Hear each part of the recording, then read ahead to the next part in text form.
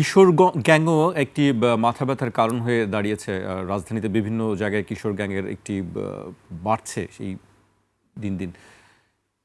এই নিয়ন্ত্রণ কি সবই একই জায়গায়, অপরাধ জগতের নিয়ন্ত্রণ কি সব একই জায়গায়, নাকি আসলে ভিন্ন ভিন্ন দিক থেকে কেউ এটিকে অপারেট ভিন্ন করে? ভিন্ন দিক থেকে ভিন্ন ভিন্ন দিক থেকে এসব অপারেট করা হয়। হ্যাঁ, আপনি দেখবেন যে ঢাকার নির্দিষ্ট কয়েকটা এলাকাতে এই অপরাধ চক্রের আনাগোনা একটু বেশি আছে। কারণ আমাদের শহরায়ন অথবা আমাদের সিটি গুলা আসলে আমাদের এলাকাগুলো এমন ভাবে গড়ে উঠেছে যে আমরা লাইক একটা টার্ম আছে CPTED, crime prevention through environmental design. জি। আমরা আমাদের শহরগুলোকে, আমাদের এলাকাগুলোকে সিপিটিইডির আওতায় আমরা গড়ে তুলতে ব্যর্থ হয়েছে, অবশ্যই ন্যাচারালি। কারণ আমাদের দেশে আমাদের যে শহর, আমাদের ঢাকা মেট্রোপলিটন শহর বলেন, চট্টগ্রাম মেট্রোপলিটন শহর বলেন, জি। দেশের প্রত্যেকটা মেট্রোপলিটন, কোনো মেট্রোপলিটন এরিয়াই আসলে এমন করে গড়ে তোলা হয় নাই যেন আমাদের ক্রাইম আমরা প্রিভেন্ট করতে পারি সেটা ঘটার আগেই, অথবা যেন যে সমস্ত এলাকাতে ক্রাইম হতে পারে অথবা ক্রিমিনাল অ্যাক্টিভিটিস বাড়তে পারে সেগুলাতে কোনো proper check and balance methodology আমরা অ্যাপ্লাই করতে পারিনি আমাদের। আর 24 আগস্ট পরবর্তী সময়ে বাংলাদেশ পুলিশের যে অবস্থা ছিল, জি। তারা এখন ঘুরে দাঁড়ানোর চেষ্টা করছে।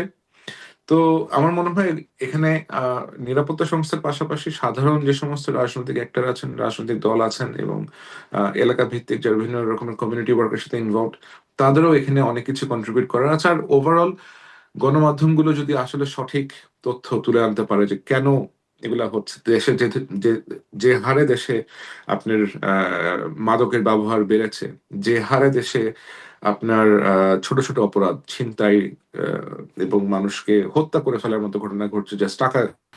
আরেকটি বিষয় আপনার কাছে জানতে চাই। আপনার কাজের ক্ষেত্রে অনেক সময় বলা হয় যে আপনি মিলিটারি ইন্টেলিজেন্স নিয়ে কাজ করেন। আপনার শত্রু মিত্র যারা আছে তারা এই বিষয়গুলি নিয়ে আপনাকে নিশ্চয়ই নানা প্রশ্ন করেন। এই বিষয়টি আপনি আসলে কিভাবে দেখছেন, মিলিটারি ইন্টেলিজেন্স নিয়ে কাজের বিষয়গুলি?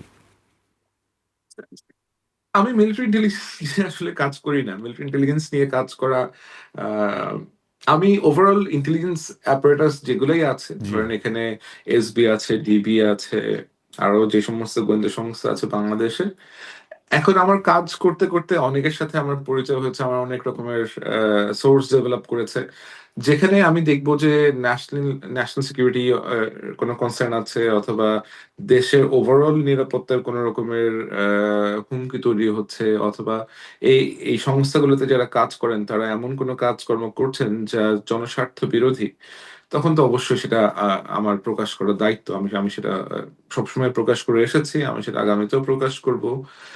আহ এটাই। আর আর এটা তো কোনো অপরাধ না। এটা এটা এটা আমি আরো বরঞ্চ বলবো যে এটা জি। সাংবাদিক হিসেবে আমার যেটা করার সেটা আমি জাস্ট সেটাই করার চেষ্টা করেছি। আমার একটা ভালো সোর্স নেটওয়ার্ক ক্রিয়েট করার প্রয়োজন ছিল। আমি সেটা সোর্স নেটওয়ার্ক ক্রিয়েট করতে পেরেছি। এবং যেকোনো অর্গানাইজেশনই বলে ছোট ইন্টেলিজেন্স এজেন্সি গুলো আছে তাই না, আমার আরো অনেক সংস্থার সাথেও আমার কথাবার্তা হয়, জি। বিভিন্ন মিনিস্ট্রির সাথে কথাবার্তা হয়।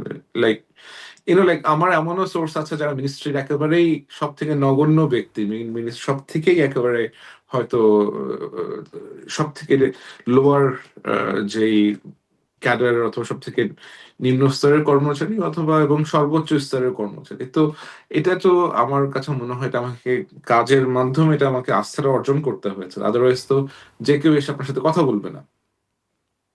এবং জি।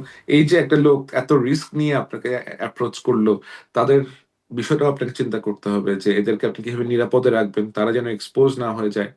এই জিনিসগুলা যখন আপনি এনশিওর করতে পারবেন, তখন আমার মনে হয় যে এটা কোনো সমস্যা না।